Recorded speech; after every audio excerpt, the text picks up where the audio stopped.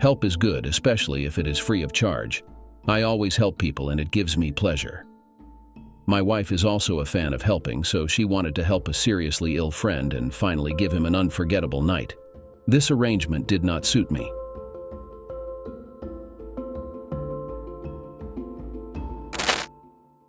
In my early years, I wasn't the type of kid who had a large circle of friends. I had acquaintances whom I'd fish with or play sports alongside, but we weren't particularly close. It wasn't until I entered university that I formed a deep and lasting friendship. Grant and I were both pursuing different fields of engineering, mechanical and civil for me, geological for Grant. Our paths crossed not through academics but through rugby. We both played for the university team, with him as the imposing lock, and me as the flanker. Our bond solidified during a match that erupted into a full-blown brawl. It all started when an opposing player took a swing at Grant, and I intervened, pulling him away and delivering a light blow in return. That's when chaos ensued. Punches were thrown, bodies collided. After the game, Grant approached me, slung his massive arm around my shoulder, and thanked me for having his back. Later, at the clubhouse, we celebrated with drinks and let loose. That marked the beginning of a profound friendship that stood the test of time. After graduating, I opted for the straightforward path, securing a position in Wellington with the Ministry of Works as a road and bridge engineer. I considered it easy because it meant entering civil service with all its accompanying benefits.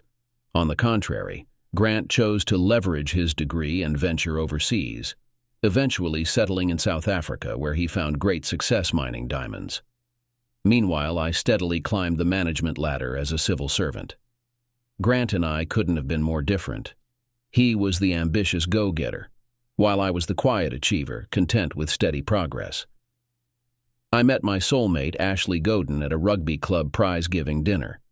Ashley, a recent transplant to Wellington for a job with the DSIR as a research assistant, had joined the club's associated women's netball team to make friends. I noticed her from across the room and was immediately drawn to her magnetic presence. Surrounded by her friends, Ashley was having a wonderful time. I managed to join their group, and we ended up dancing.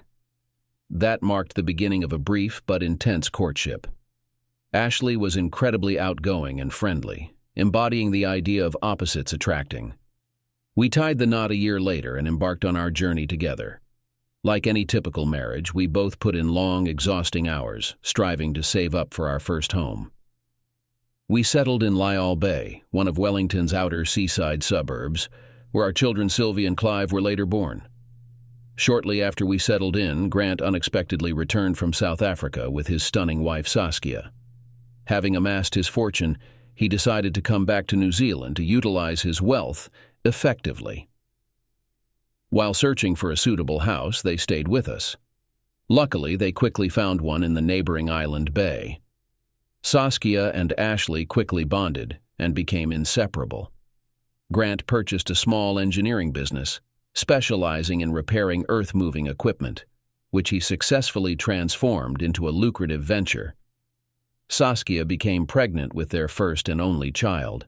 As our children grew and sought more independence, we decided to add an extension to our home due to the cramped space.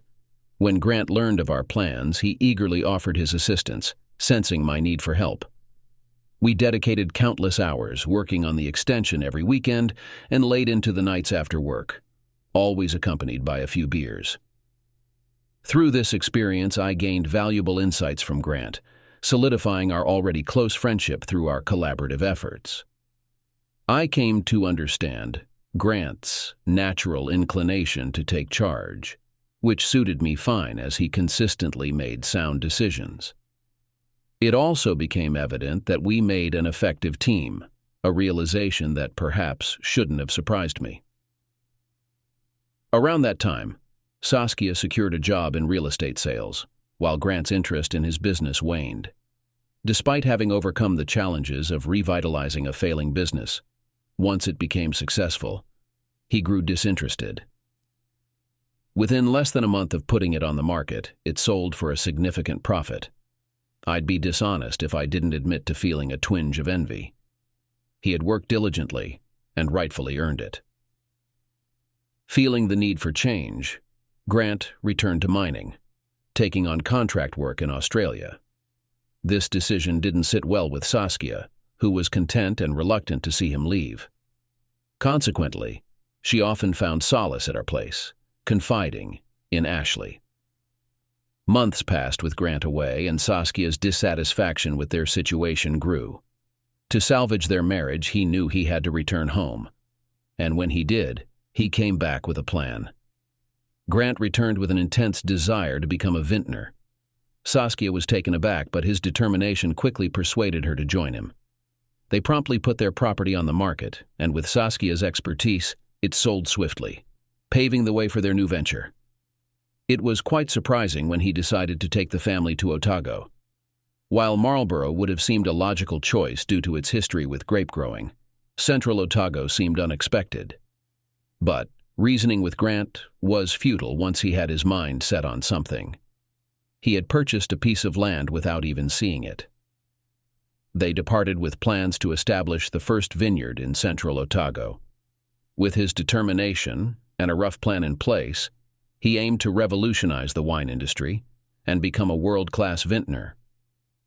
This endeavor had become his passion, and as with everything else he pursued, he threw himself into it wholeheartedly. He displayed bravery and fearlessness, venturing into uncharted territory for the region. Despite it not being known for wine production, he remained undeterred by the challenge, fueled by his unwavering determination and refusal to give up. It seemed inevitable that he would succeed. What did catch me off guard was a discreet phone call asking if I could take some time off to assist him with the construction process. It amused me. Despite his grand plans, he still required assistance, albeit reluctantly.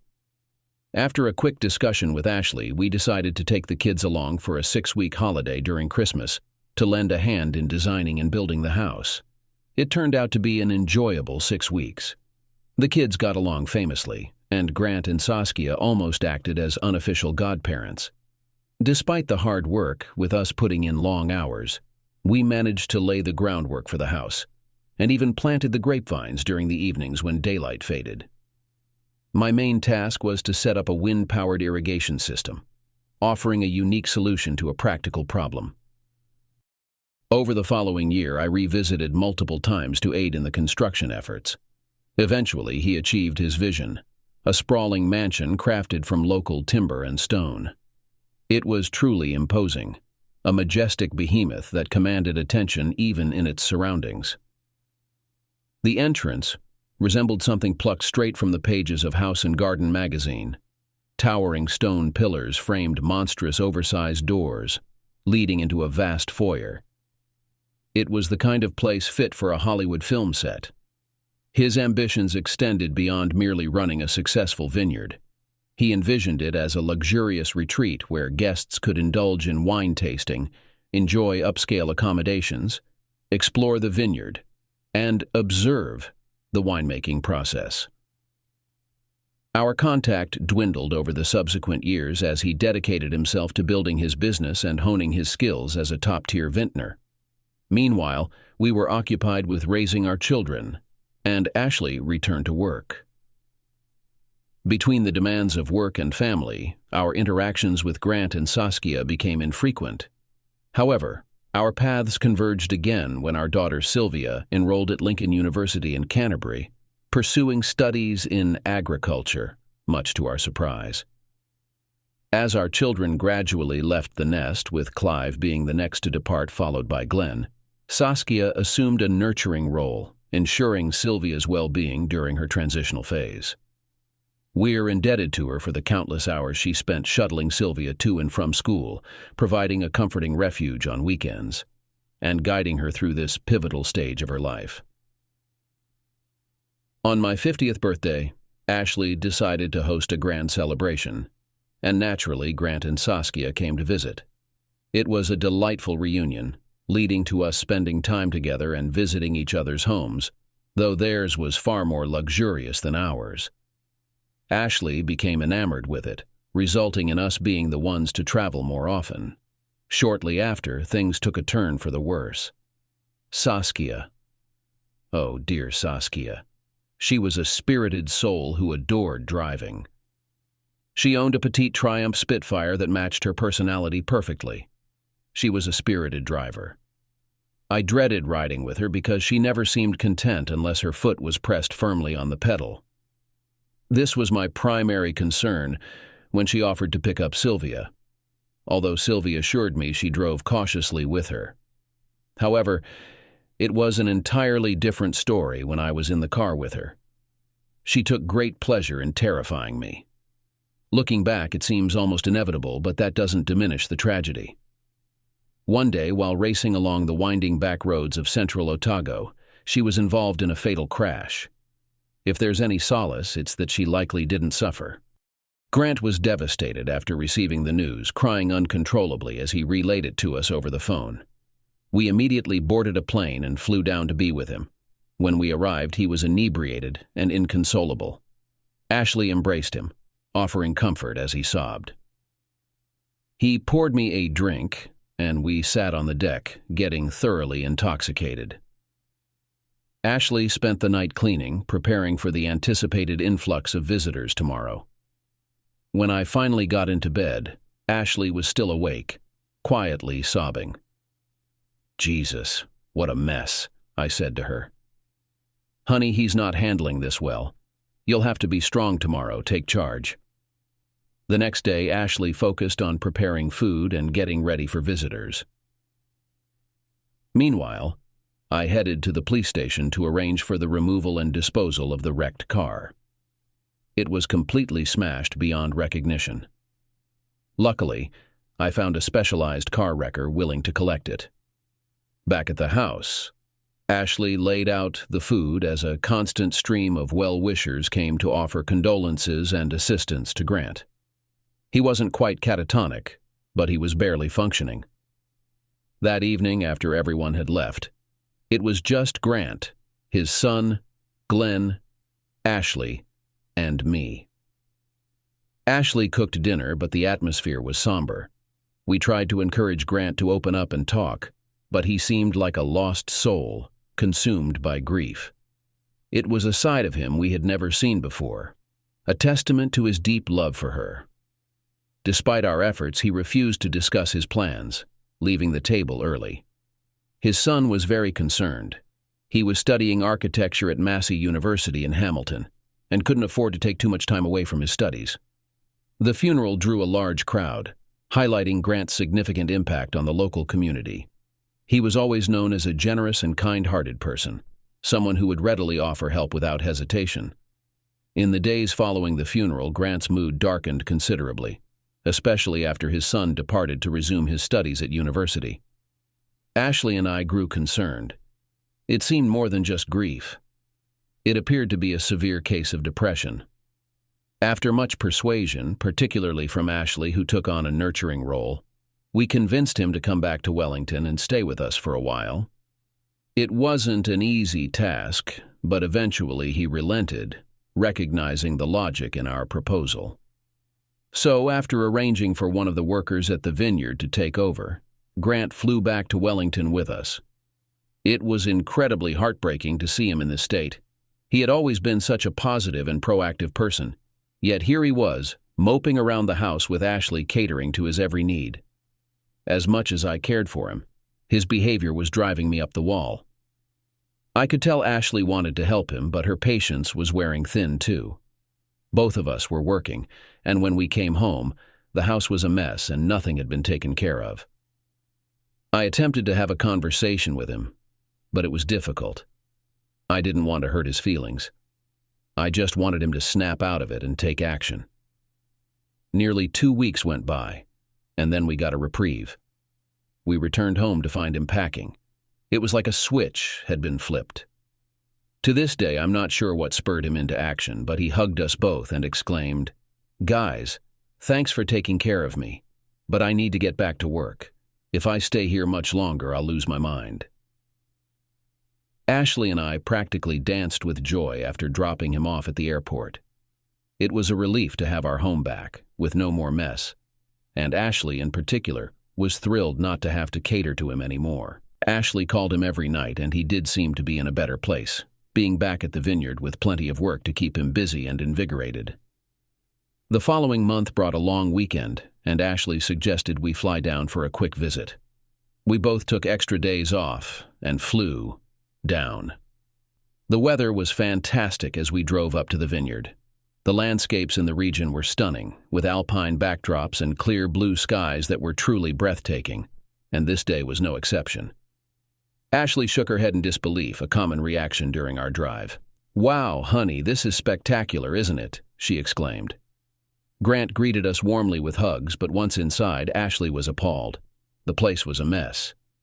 Dishes were piled high in the kitchen, food scraps littered everywhere, and it was evident that no housework had been done since Grant's return. He apologized, mumbling about being busy on the vineyard. Ashley rolled up her sleeves and started cleaning, and I had no choice but to join in. Grant made an excuse to leave and disappeared. As soon as he was gone, Ashley jumped into my arms. "Good Lord, what a mess. There isn't an inch of counter space, and the floor is sticky." I nodded. "It's absolutely disgusting. How can he live like this?" She shrugged. "It just doesn't make sense. He was never like this. I mean, I know he's grieving, but this is just terrible." It took us the rest of the day to get things relatively clean. Grant returned just before dinner, not even acknowledging our efforts. Throughout dinner, he kept repeating things he had already said, leaving Ashley and me puzzled, exchanging looks, wondering what was going on. On Monday afternoon, following lunch, we departed. He sought solace on Ashley's shoulder, exchanging a hug with me. "I'll miss you both," he muttered. Upon returning home, Ashley grew increasingly anxious. Despite her nightly calls, he remained distant and incoherent, leading Ashley to suspect he was drinking.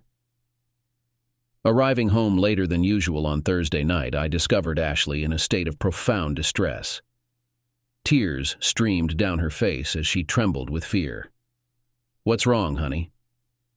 My first thought, the kids. Were they okay? Through tear-filled eyes, she whispered, "It's Grant. He's been diagnosed with a brain tumor." Her despair deepened with every word. "They've given him 6 months to live." I sank into a nearby chair as Ashley embraced me, pleading, "What are we going to do?" "There's nothing we can do," I replied gently. "He could come live with us, and we'll do our best to care for him." She nodded, tears still flowing. "I suggested that, but you know how stubborn he is. He refused. Maybe you can convince him." Later I called him, proposing he stay with us. "Sorry, mate. That's not an option," he responded firmly. "I need to be here to finish the vineyard. There are important matters I must attend to." I attempted to sway his decision, but he remained steadfast. We conversed for a while, but I found myself at a loss for words. What do you even say to someone facing a death sentence? In the end, I was relieved to hand the phone back to Ashley. Dinner was somber. Neither Ashley nor I knew what to say. The following evening, when Ashley handed me the phone, I gestured for her to take over, and she seemed irritated as she resumed the conversation. After she hung up, she exclaimed, "Why didn't you talk to him? He needs you now more than ever." "Because I don't know what to say to him," I replied. "I think we should go back and check on him. We can't just abandon him when he needs us most." I agreed. "Yeah, okay, but if it's anything like last time, it's going to be tough." We hugged, seeking solace. It was strange. We had been friends for so long and shared so much, yet now I couldn't find the right words. Sorry just didn't seem adequate. Sure enough, when we arrived at Grant's place, it was just like last time. The lawn was overgrown. The interior was a mess with dishes piled high. Ashley cried, and when Grant returned from the farm, there were hugs all around. That part was easier, at least. I cleaned up the lawn while Ashley tackled the dishes, and Grant acted as though nothing was amiss. He felt no embarrassment about the state of his home. During dinner that night, we tried unsuccessfully to persuade him to come back home with us, but he refused, unmoved by our arguments or coercion. The following day, I strolled through the vineyard with Grant, who eagerly pointed out all the upgrades and alterations. When I had a chance to chat with his foreman, it became clear that he was the driving force behind the changes, effectively managing the operation, while Grant, despite his good intentions, seemed to be more of a hindrance. The journey back home was mostly quiet, except for Ashley's declaration. "Sweetheart, we can't leave him like that. He can't fend for himself. He's going to get hurt." "Well, he seems to be managing. Unless we can prove he's not mentally sound, there's not much we can do." "But he's not mentally sound, is he?" "Sweetheart, he needs assistance." I was puzzled about where this conversation was heading. "Honey, it's his life. We just need to support him when he asks." "Rubbish. He needs us now," she retorted with frustration. "I don't understand you. He's your best friend, for heaven's sake. He needs you, and we need to figure out how to help." She sank back into her seat, arms folded tightly across her chest in a familiar stance of anger. I knew better than to say anything, having learned from past experiences. On Tuesday evening, when I returned home, I found that Ashley had prepared a hearty dinner. That evening, we made love, after which she hugged me tightly. On Wednesday evening, the scenario was repeated, but this time we made love twice, and after that she was very affectionate.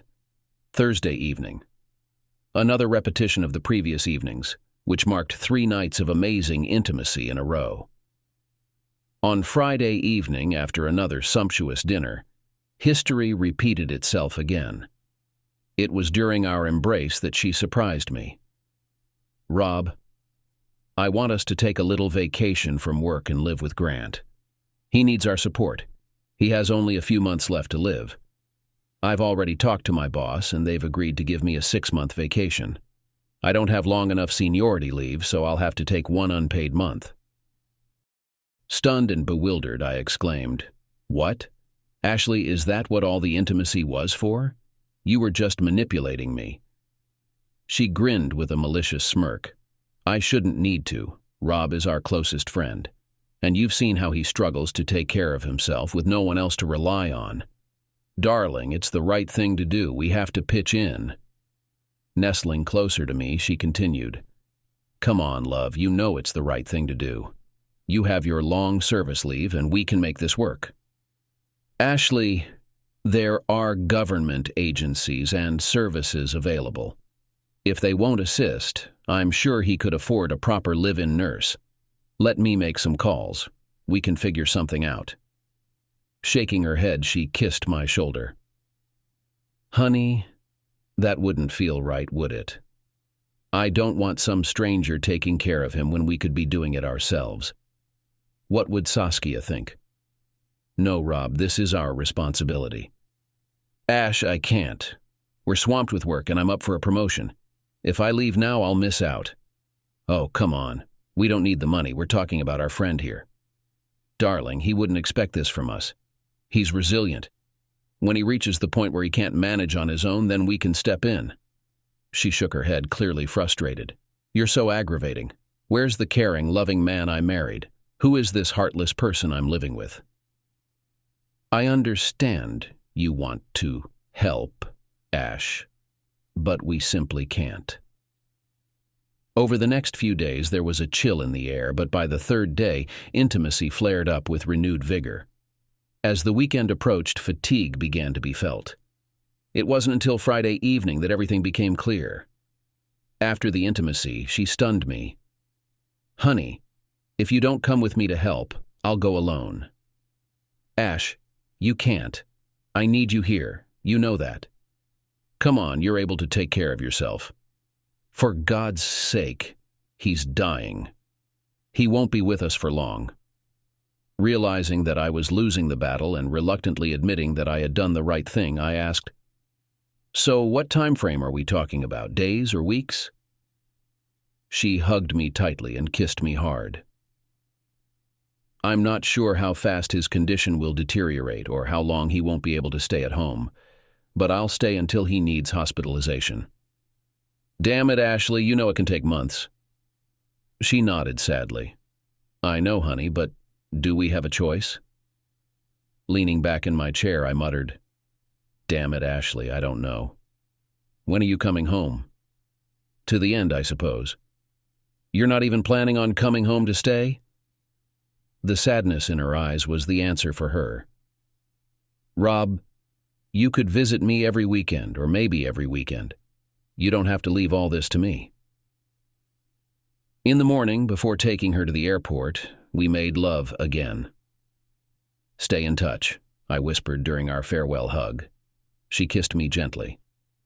Of course, silly, every night. And with that, she left. I felt disoriented at home, despite my complaints about her. This marked the first time in our marriage that we'd be apart for an extended period. I tended to the lawn, pondering dinner options. Well, at least I could choose whatever I wanted. I grabbed a beer and relaxed in the living room. Later that night, Ashley called and Grant answered, his voice filled with emotion. Thanks, buddy, he said. This means a lot to me. When Ashley got back on the line, she whispered, Rob, he was thrilled to see me. He lit up instantly. We've made the right decision. He's more lively than he's been in a while. All I could muster was, that's great to hear. The phone calls were consistent during the initial week, and she urged me to come down for the weekend. However, due to work commitments, I couldn't make it. I had to work on Saturday. In the following week, she called every night, but there was no insistence for me to visit. Subsequently, the frequency of calls decreased, and they seemed forced, indicating she was hesitant to communicate, leading me to suspect that something was amiss. By the fourth week, I decided I needed to uncover what was going on. I booked a weekend flight without informing them, intending to surprise them. On a pleasant day in central Otago, I drove to Grant's place, hoping he hadn't deteriorated too much and that Ashley was all right. Upon arriving, I was pleasantly surprised by the well-maintained appearance of the property. The gardens were neat, the lawns freshly mown, and everything tidy. Ashley had evidently been busy. Upon entering, I called out loudly, Ashley, are you here? She emerged from the kitchen, looking utterly astonished.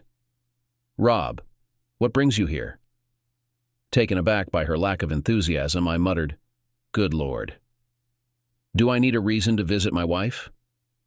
She hesitantly approached, wrapping her arms around me, and our kiss dissolved all my concerns. No, of course not, you sneaky devil. But you should have called. We could have picked you up at the airport, saving the rental car cost. Grant entered from outside wearing a surprised expression that caught me off guard. He didn't seem particularly thrilled to see me, but I couldn't deny he looked fantastic. Hey, buddy, he greeted, extending his hand. I disregarded the handshake and instead pulled him into a hug, the kind only male friends share. Damn, you're looking sharp, I remarked. It must be the good food, he chuckled. Ash chimed in.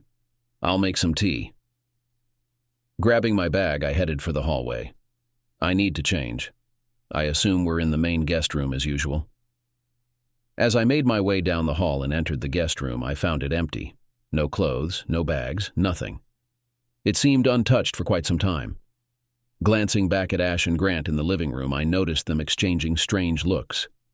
Ignoring them, I left my bag at the door and proceeded to the master suite. Inside, I found Ashley's belongings scattered about as if she were living there permanently. The bed was rumpled, a sign it had been recently used, which was unlike Ash unless she was home. As I turned to leave, Ashley confronted me. Honey, let me explain. Let's put your bag in the guest room and sit down to talk. She appeared nervous, even frightened. I felt dizzy, my heart racing as breathing became a struggle. Brushing past her, I grabbed my bag and headed for the living area, with Ashley following closely behind, pleading for me to stop and listen. Ignoring her pleas, I continued outside to my car, Ashley's desperate screams echoing behind me. Grant approached, urging me not to act impulsively. "Mate, let's not do anything hasty." I pulled back and threw a wild punch. In our younger days, he would have easily overpowered me, but this time my punch landed squarely on his nose. He staggered back, arms flailing as he struggled to regain his balance. Suddenly, he was on the ground, groaning in pain. Ashley glanced from me to him, then bent down to check on him. By then, I had tossed my bag in the back seat and angrily slammed the door shut. Ashley rushed over and grabbed me. "Rob, please don't go like this. Let's go back inside and talk." Frustrated, I retorted, "And where would I sleep? More importantly, where would you sleep?" She winced. "With you, of course. You're my husband. Not acting like it right now, are you?" I started the car, shifting into gear. "Looks like he's your husband now." Before driving off, I warned her, "Ashley, I'll give you a chance. If you're back home in Wellington by Monday, I'll try to forget all of this. But if you're not, our marriage is over and you can stay here." I sped away, leaving them both behind, cursing silently. They were practically living as husband and wife, sharing a bed and clearly intimate. Changing my ticket at the airport cost me a fortune. Back home, the reality of the situation sank in. My parting words had offered forgiveness. But as I sat in the lounge, staring blankly, I wondered if I could ever truly forgive her. On Sunday afternoon, Ashley called me. "Rob, can we pause and have a conversation? Please give me a chance to explain what happened." "Go ahead, then clarify for me. Tell me why my wife is having an affair with another man. Tell me why you're living together like a married couple down there while I'm alone up here." "It's not like that, honey," I interrupted before she could continue. "So you're not sharing a bed?" There was a long pause. "Yes, we are sharing a bed, but it's not what you think. Are you sleeping together?" Silence fell again as we listened to each other breathe before she whispered hoarsely, "Yes, we are, but—" I interrupted once more. "Then it's exactly as I suspected. You're living together." Rob let me explain. He was so lonely and sad. You know how much he loved Saskia. I didn't plan for this to happen. It just did. It started with a comforting kiss and spiraled out of control. You can repeat that. I made you an offer, and it still stands. If you're home tomorrow, I'm willing to try to forgive you. I heard her let out a sigh. "Thank you, Rob," she said. "That's why I love you, but I can't do it, not now. You've seen how much happier he is now that he has a little joy in his life. I can't just walk away. Damn it, love, he doesn't have much time left, and then I'll be back home and we can move past this." "I think you've misunderstood me, Ashley," I replied. "This is a one-time offer. I won't wait any longer. You either come back tomorrow or I'm filing for divorce. That's final." She started to sob. "Rob, he has nobody else. We're all he has." "Wrong. You're all he has. He's dead to me." "You don't mean that," she retorted sharply. "He's your best friend. You won't abandon him when he needs you." "Ashley, listen to me. He's already dead to me. If you're not back tomorrow, I'll file for divorce. It's not a threat. It's a promise. Doesn't our marriage mean more than this? After everything we've been through, you're just going to throw away 25 years? No, Ashley, not me.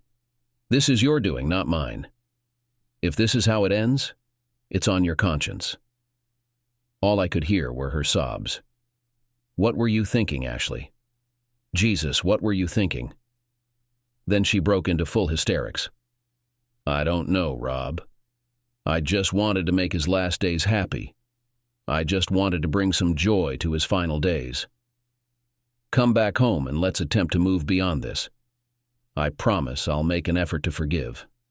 "I'm sorry, Rob, but I can't do that. I hope you can forgive me because I love you and I can't envision my life without you." "Well, you'd better start getting used to it because if you're not here tomorrow, it's definitely over." The following days dragged on slowly. Work felt impossible.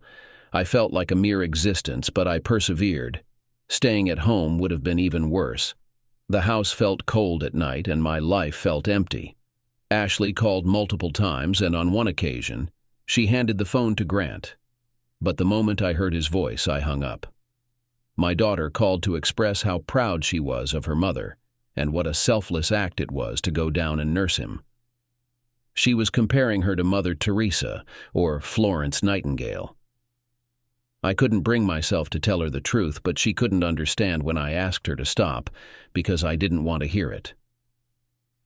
But that wasn't the only thing she wanted to share. She had another surprise. She was getting engaged and wanted to know if we could attend her party in a month.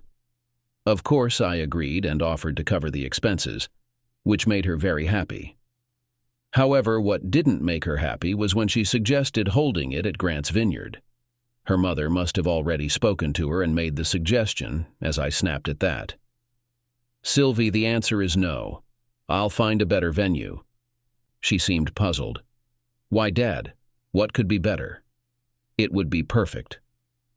My rage erupted. "Sylvie, if you insist on that, then count me out. I won't attend and I won't foot the bill." She looked taken aback, but Mom suggested it so Uncle Grant could join. "Do as you wish, Sylvie. But if you stick to that plan, I won't be involved."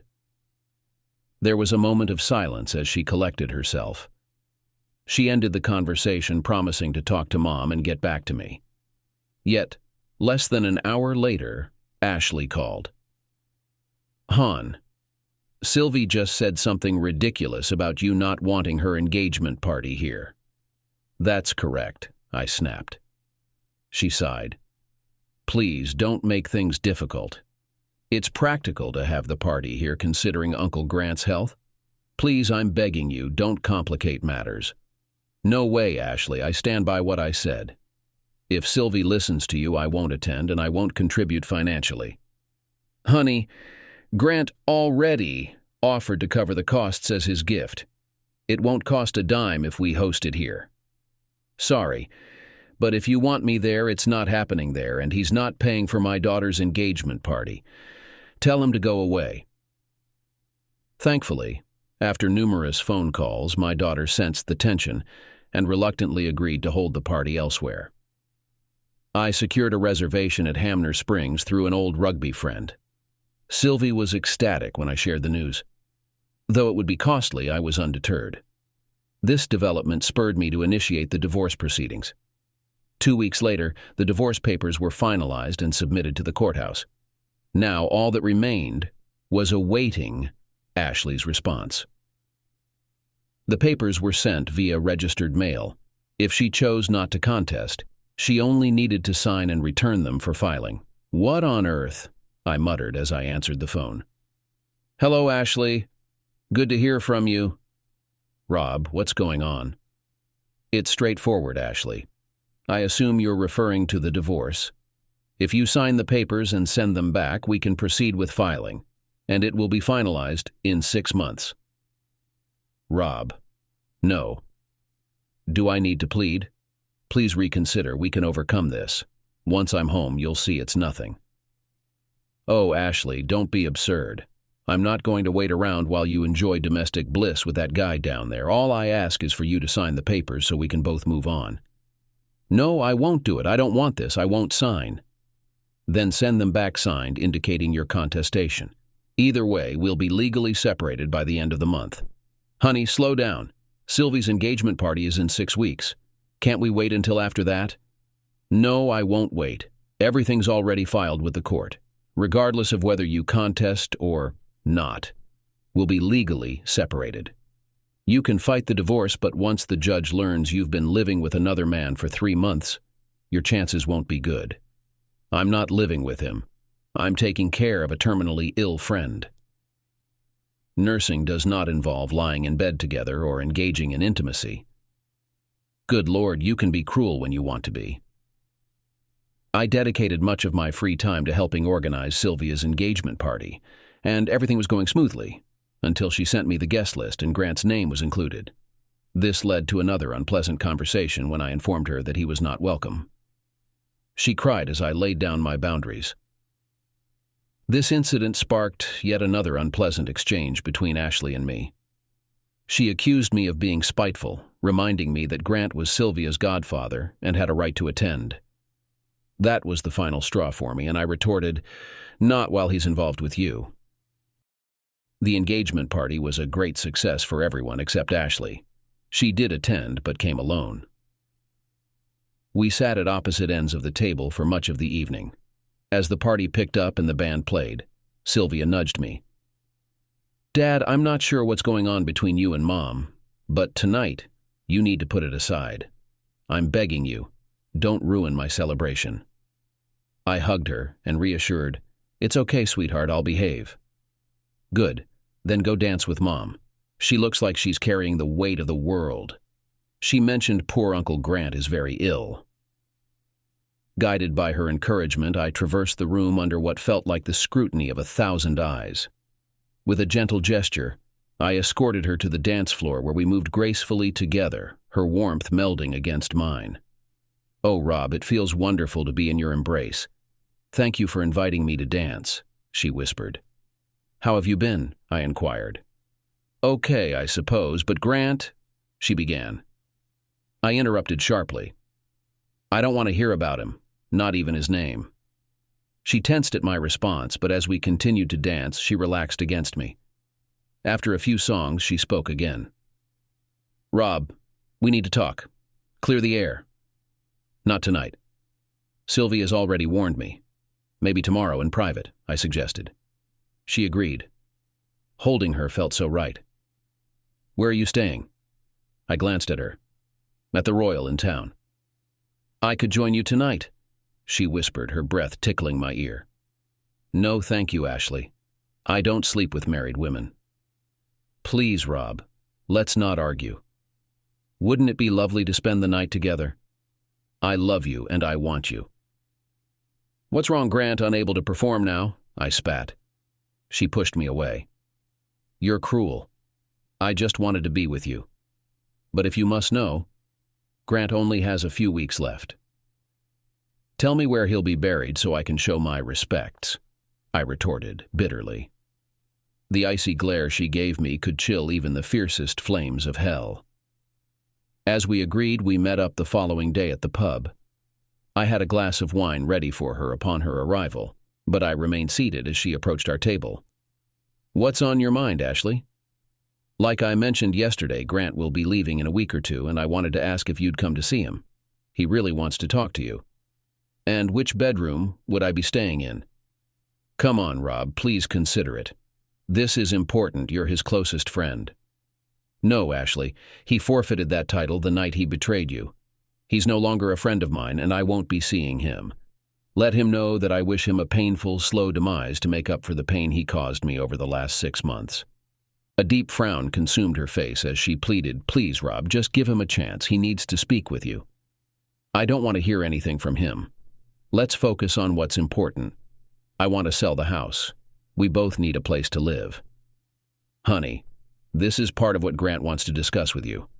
Please come down, spend a few days at the vineyard, and hear him out. All I need is your approval to sell. If you can buy out my share, we can settle. But if you can't come up with the money, we have to sell. I've had the house valued, and the agent is ready to list it. Rob, we don't have to do this. Give me a chance to make things right, to change your mind. We can't do that if we're living apart." "Sorry, Ashley, but I already gave you a chance, and you rejected it. You know I couldn't abandon him like that. Honey, he's been happy, enjoying his last days. Just give us a chance. Let me try to change your mind. And if you find you can't forgive me, at least we can say we tried. But it feels like you've given up on me." Through clenched teeth, I muttered, "Should I put the house up for sale? Or do you want it?" Frustrated, she slammed her hands on the table, causing heads to turn in the room. "Just sell the damn thing. If you're ready to give up so easily, then sell it," I acquiesced. "All right, I'll inform the agents that we're moving forward, and I'll send you the paperwork." As tears began to fall, She sniffled. Do you still love me? Our marriage seemed so perfect, and I never doubted your love. Even now, I thought you still loved me. I do love you, and I probably always will. But you chose to give that love to another man. I'm sorry, Ashley, but this is on you. Why can't we try to save our marriage if you truly love me as you say? Why can't we try? Her grip tightened on my hand. Please, Rob, think of the kids. What will they think? What will we even tell them? I don't know about you, but I'll tell them the truth. She dropped my hand abruptly. No, Rob, please don't. They'll hate me. I won't lie for you, Ashley. You made your choice. Now, you have to live with it. I was taken aback by how swiftly the house sold, but I was also hit with another surprise. The Ministry of Works was undergoing privatization, and as part of the transition, we employees were offered voluntary redundancy. The payout was very enticing. After serving them for so long, I stood to receive over $500,000. Combined with the proceeds from the house sale, I could afford to semi-retire. The day after the sale, Grant passed away. My son asked if we could attend the funeral together, and he was puzzled when I declined. Dad, what's going on? Things have been strange since Mom went to care for him. All right, son, here's the truth. Your mother and Grant were having an affair. She was living with him as his wife, which is why I'm not going. Damn, Dad, are you sure? Yes, I caught them in the act. Well, thanks for being honest, at least. What do you want me to do? Son, this isn't your argument. Follow your conscience. My daughter pleaded with me to attend, and though it was difficult to recount the conversation I had with Clive, her reaction took me by surprise. Dad, you have to go. Mom is falling apart. She's your wife, she said angrily. She erupted into hysteria when I replied, not for much longer. Ashley called, her voice filled with tears and desperation. Rob, you heartless jerk. Why did you tell the kids? I didn't want to be blamed for everything. They were angry at me for not going to the funeral, so I explained why, I responded. Now they hate me. Sylvie yelled at me. Clive called me names. She sobbed. Sorry, Ash, but you made your choices, I replied firmly. She pleaded, at least come to the funeral. Please, you have to come. I can't handle this alone. My response was blunt. Tough. To my surprise, Clive also chose not to attend, and it seemed he had a heated argument with his mother and sister. With nowhere to go after the sale, I began searching for a new home. I desired a small seaside house on the Kapiti coast. While Ashley was at Grant's funeral, I finalized the paperwork and moved in the following week. Since it was a holiday home and a cash sale, I could move in immediately. I received an invitation to the reading of Grant's will from a solicitor in town, but I declined. He mentioned, Mr. Thomas, it's in your best interest to attend. You've been left a substantial sum of money. I burst out laughing. I don't want his money. I'm not his puppeteer. I ended the conversation before it could go any further. But afterward, as I mulled it over, I felt a desire to get back at him, and the only idea that came to mind was to donate the money to the church.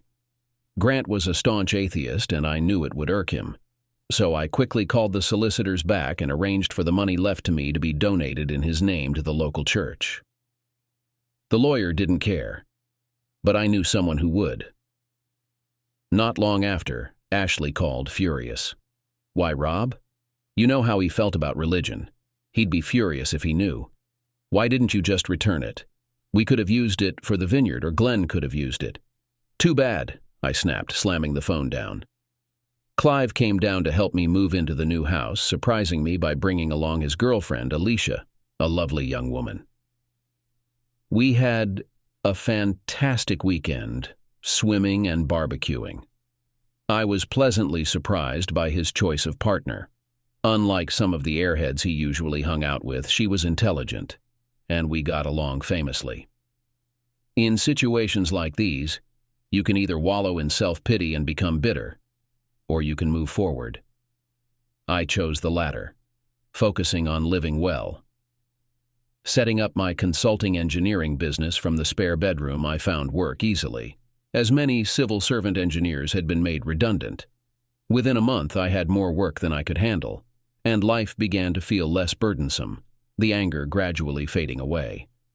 A persistent knocking at the front door interrupted my rugby viewing on TV.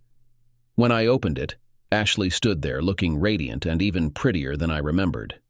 "Can I come in?" she asked. I swung the door open, beer in hand, having just finished lunch with sandwiches while watching the game. "What do you need, Ashley?" "I want to talk, to see if we can move past the anger and bitterness. Rob, I still love you and want to be part of your life." As I gazed into her deep green eyes, all I could sense was pain. "I don't think so, Ash. I gave you a chance before, and you turned it down." What else could I do? He was dying. Our best friend in the whole world was dying. I thought once you cooled off, you'd realize it wasn't as bad as it seemed, that we could overcome it. Rob, if you had just come with me in the first place like I asked, none of this would have happened. Yeah, and if you had stayed with me like I asked, it wouldn't have happened either. She sighed. Rob, he was our friend. That's exactly why it's worse.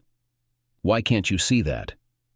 For God's sake, how would you feel if I ran off with your sister and had a 6-month affair? How would you feel about that? Honey, I know it was wrong. I'm not trying to justify myself. I see the pain in your eyes. I hurt you. And I'm sorry. But we could move past this. We could go back to how things were. Just give me a chance and I'll prove it to you. I'll do anything to make it up to you. As her tears streamed down her lovely cheeks, I fetched a hand towel to dry her eyes. Ash, I'm uncertain if I can commit to that. I'm only just beginning to straighten out my life.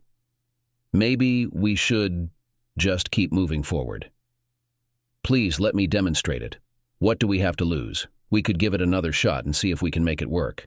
If not, what's the harm? Sinking back into the sofa, I sighed. Ash, I can't do it. Truly, I can't. She lunged at me like a tiger seizing a wounded gazelle, wrapping her arms around my neck and planting a deep, passionate kiss on my lips.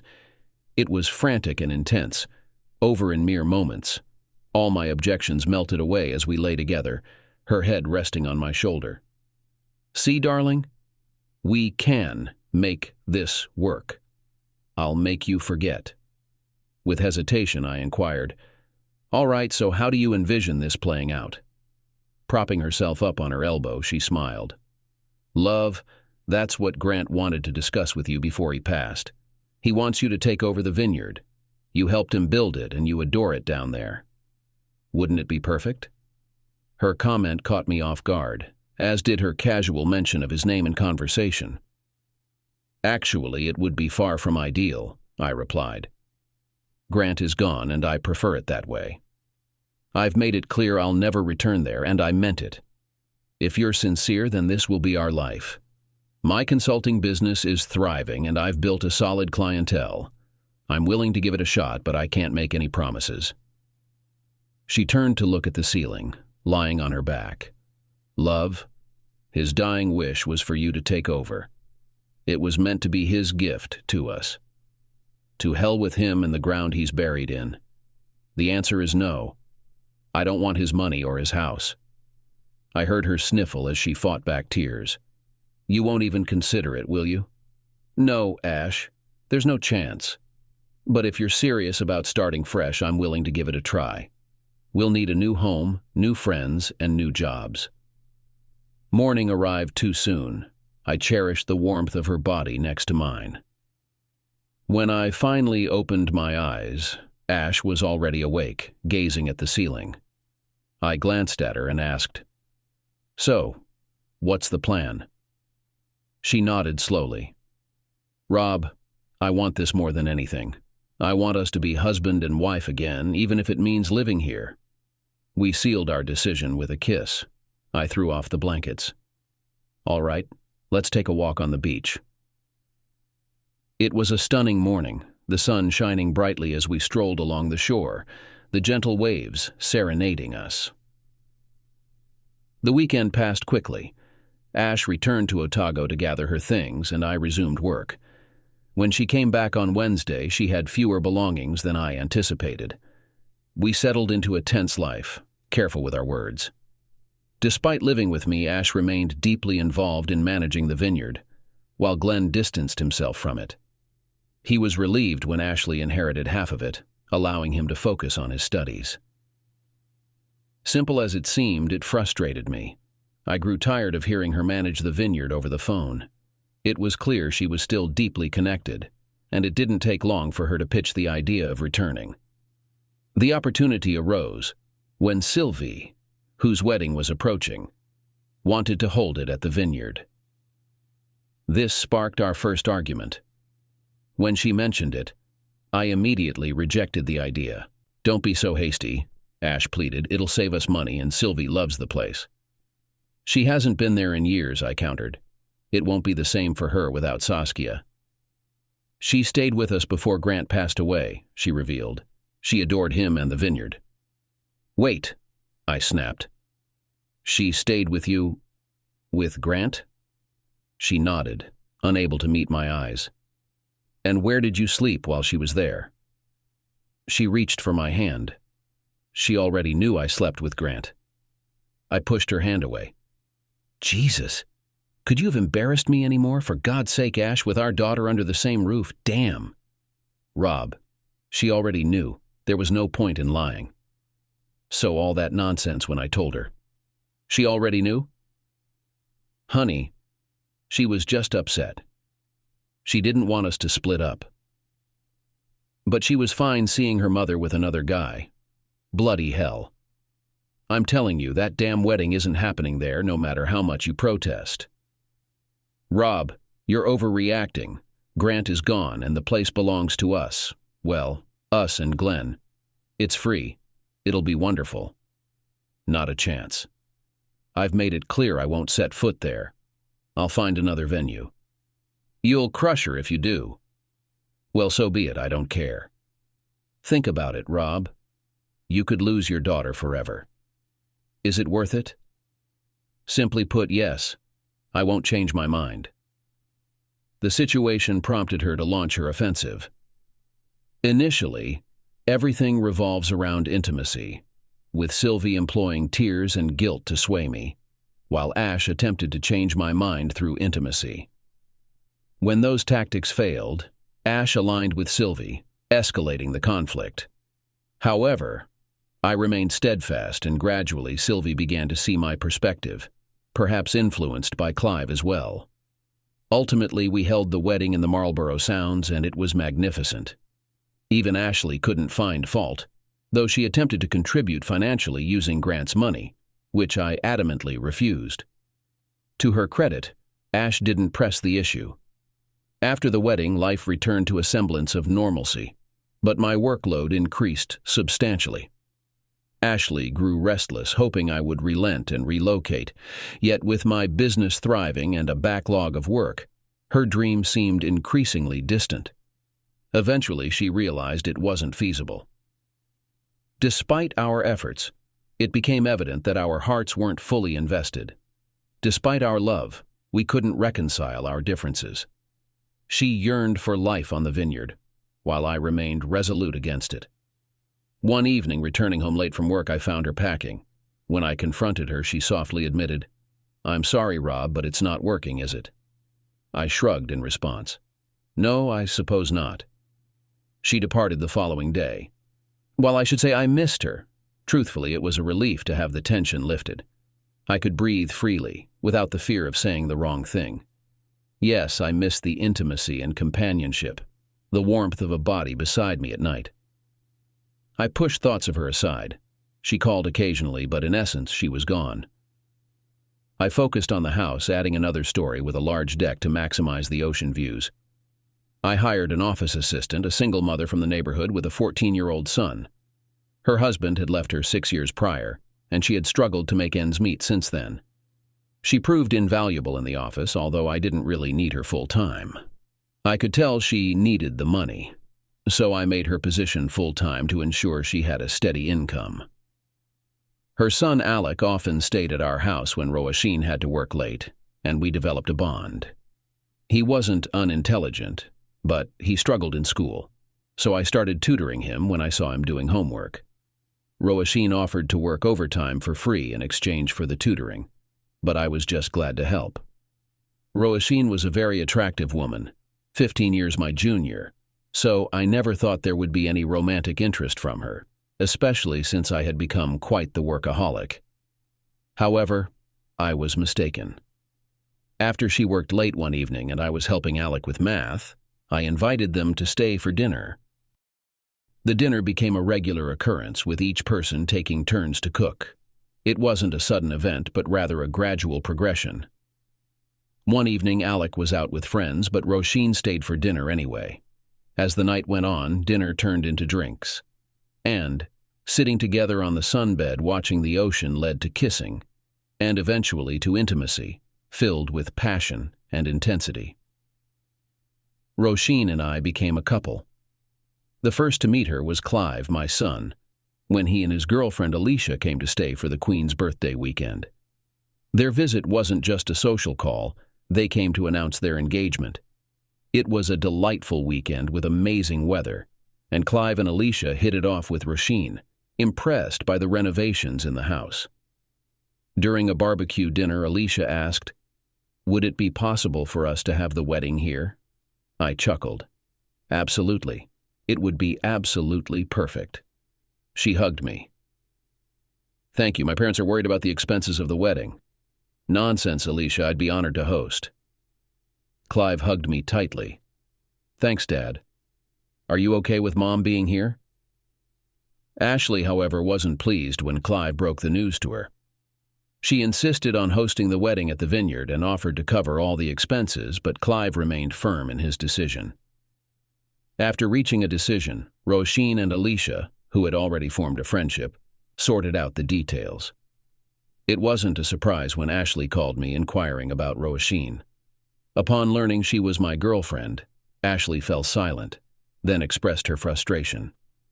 "Rob, she's excluding me from everything. I want to assist. But every time I approach Clive, he says Roisin has it covered. There's nothing for me to do." "Then just relax, join us, and enjoy. He's my son, Rob, and I want to contribute. If you just talk to them, let me help. Or at least let me cover some expenses." Assuring Ashley I'd talk to Clive, I hung up, sensing her distress. The relationship between Clive and Ashley was strained to its limit, and I empathized with her. When I spoke to Clive, he pledged to involve Ashley somehow. Roisin was a tough nut to crack. She had immersed herself completely, and she seemed surprised when I suggested including Ashley. She didn't argue, but I sensed her reluctance.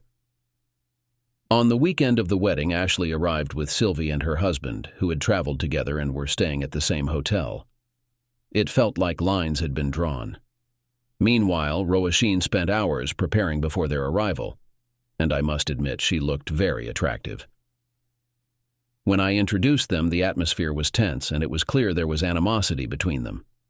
Sylvie naturally sided with her mother, while Clive and Alicia, already close to Roisin, tried to mediate. The arrival of Ashley on the first night brought me some satisfaction. Although I offered her to stay, she opted for a hotel instead. As I showed her around, boasting about the new extension and improvements, she entered the main bedroom. I heard her sharply inhale, unsure if it was due to the stunning coastal views or Roisin's scattered clothes and messy bed. I noticed Ash flinch, her gaze fixed on a provocative black negligee on the bed. It was definitely not the view she was reacting to. Ashley couldn't leave that room fast enough. After the wedding, once Clive and Sylvie had departed, I arranged for Ashley to join for dinner. There were matters we needed to discuss, so we opted for a quick meal out on the deck. It turned out to be a perfect evening, with the sun sinking beyond the horizon and a gentle, warm breeze enveloping us. As we finished eating, Ashley fixed me with a cold stare. I suppose it's settled. You're not coming down to the vineyard, are you? I chuckled softly. No, Ash. I never intended to. I'm sorry things turned out this way. She nodded, her expression solemn. I'm sorry too, Rob. I can't apologize enough for what happened. I know you may not believe me, but I still love you. I can't imagine my life without you. Until this weekend, I held on to the hope that you'd change your mind, that we could salvage our relationship. I hoped we could rediscover our love and spend our days together at the vineyard. Ash, I'll always love you. We've shared 25 years of memories and happiness. Those will never fade. Unfortunately, despite our efforts, it just wasn't meant to be. But Rob, we tried here. This place isn't home for me. It's not who we are. Why couldn't we give it a chance at the vineyard? If you could put aside your anger and join me there, we could make it work. You loved it there, Rob, and you could do things your way. Just think, you could make it your own, just as Grant wanted. She was doing fine until the end. I chuckled. It was quite amusing. You still haven't learned, have you, Ash? I couldn't care less about Grant. He was dead to me long before they buried him. But why? Why can't we give it a shot? I've moved on, Ash. I gave you plenty of chances, begged you to come back home, but you chose him over me. I have someone else now, and she means a lot to me. When I came down that weekend, if you had come home then, maybe we could have worked through it. But not anymore. Rob, it was just a physical thing. Just 6 months of our lives. We could still have a future together, grow old together. It wasn't just the physical part, Ashley. It was the deception. If I hadn't come down that weekend, I would have never known, would I? You would have kept me in the dark. I didn't want to hurt you. God, I agonized over how to tell you. Grant begged me to confess, but I couldn't bear to hurt you. Well, you went about it the wrong way. I'm sorry, Ashley, but it's over. I have a letter from Grant here. Can I give it to you? He wanted you to read it. Tear it up, Ashley. I'll keep it, and maybe someday you'll be ready to forgive us. When you are, I'll bring it to you. Keep it. I don't want it. I'm sorry for everything, Rob. I do love you. Too little, too late, Ash. Have a good life.